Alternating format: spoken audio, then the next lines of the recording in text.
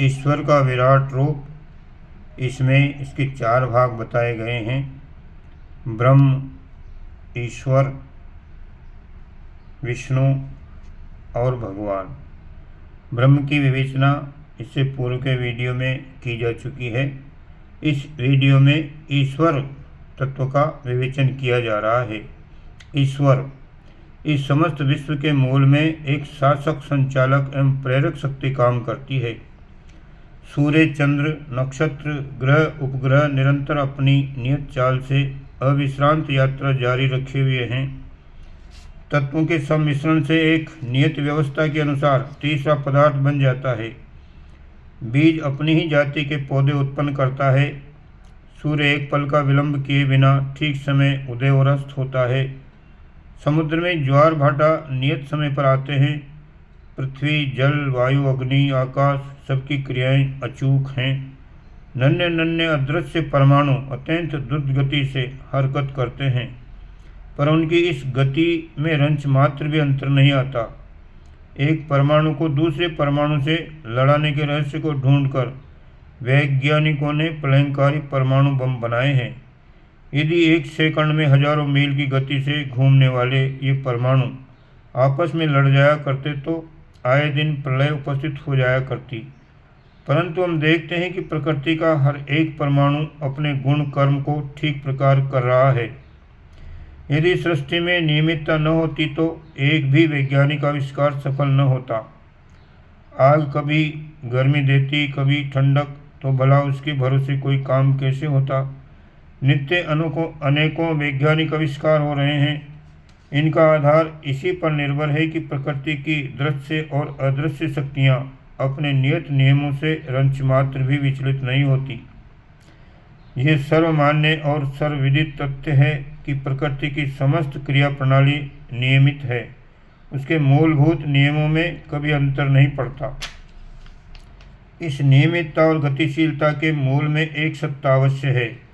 विचार और प्राण से रहित जड़ प्रकृति अपने आप इस क्रियाकलाप को नहीं चला सकती। रेल, मोटर, इंजन, हवाई जहाज, तलवार, कलम आदि जितने भी निर्जीव यंत्र हैं, उनके चलाने वाला कोई न कोई सजीव प्राणी अवश्य होता है। इसी प्रकार प्रकृति की नियमितता का और उद्गम केंद्र भी कोई न कोई अवश्य है। इस केंद्र को हम ईश्वर कहते हैं। ईश्वर का अर्थ है स्वामी। जड़ प्रकृति के निर्माण, व्यवस्था एवं संचालन में जो शक्ति काम करती है वह ईश्वर है। केवल जड़ प्रकृति का ही नहीं, चेतन जगत का भी वो पूरी तरह नियमन करती है। इससे अपने नियमों के अंतर्गत प्राणी मात्र को बांध रखा है। जो उस ईश्वर के नियमों के अनुसार चलते हैं वे सुखी रहते हैं, विकसित होते हैं, और जो उन नियमों को तोड़ते हैं वे दुख पाते और हानि उठाते हैं। स्वास्थ्य के नियमों पर चलने वाले सदाचारी, संयमी, मिताहारी लोग स्वस्थ रहते हैं, और चटोरे, दुराचारी, स्वेच्छाचारी लोग बीमार, कमजोरी एवं अकाल मृत्यु के शिकार होते हैं। इसी प्रकार सामाजिक, मानसिक, बौद्धिक, आत्मिक, धार्मिक, आर्थिक, राजनीतिक क्षेत्रों में काम करने वाले ईश्वरीय नियमों का ठीक प्रकार से पालन करते हैं। वे उन क्षेत्रों में स्वस्थता, समृद्धि एवं उन्नति प्राप्त करते हैं, और जो उन नियमों के प्रतिकूल कार्य करते हैं वे उन क्षेत्रों में दुष्परिणाम भुगतते हैं। पराक्रम, पुरुषार्थ, प्रयत्न, लगन, साहस, उत्साह एवं धैर्य, ये सब सफलता के मार्ग की ईश्वरीय पगडंडियाँ हैं। इन पर जो चलते हैं वे अभीष्ट सिद्धि को प्राप्त कर लेते हैं। जो इस राजमार्ग पर नहीं चलते वे पिछड़ जाते हैं। ईश्वर पूर्णतया निष्पक्ष, न्यायकारी, नियम रूप है। वह किसी के साथ रत्ती भर भी रियायत नहीं करता। जो जैसा करता है वह वैसा ही भोगता है। अग्नि या बिजली के नियमों के अनुसार यदि उससे काम लिया जाए तो वे हमारे लिए बहुत ही उपयोगी सिद्ध होती हैं, पर यदि अग्नि या बिजली का दुरुपयोग किया जाए तो वो भयंकर दुर्घटना उपस्थित कर देती है। इसी प्रकार जो लोग ईश्वरीय नियमों के अनुसार काम करते हैं उनके लिए ईश्वर वरदाता, त्राता, रक्षक, सहायक, कृपा सिंधु, भक्तवत्सल है। पर जो उसके नियमों में गड़बड़ी करता है उसके लिए वह यम, काल, अग्नि, शंकर, वज्र एवं दुर्देव बन जाता है। मनुष्य को स्वतंत्र बुद्धि देकर ईश्वर ने उसे काम करने के लिए स्वच्छंद अवश्य बना दिया है, पर नियमन अपने ही हाथ में रखा है। वह जैसे को तैसा फल दिए बगैर नहीं छोड़ता। आग और लकड़ी को इकट्ठा करना या न करना ये हमारी इच्छा पर निर्भर है, पर उन दोनों को इकट्ठा होने पर ईश्वरीय नियमों के अनुसार जो ज्वलन क्रिया होगी उसे रोकना अपने वश की बात नहीं है।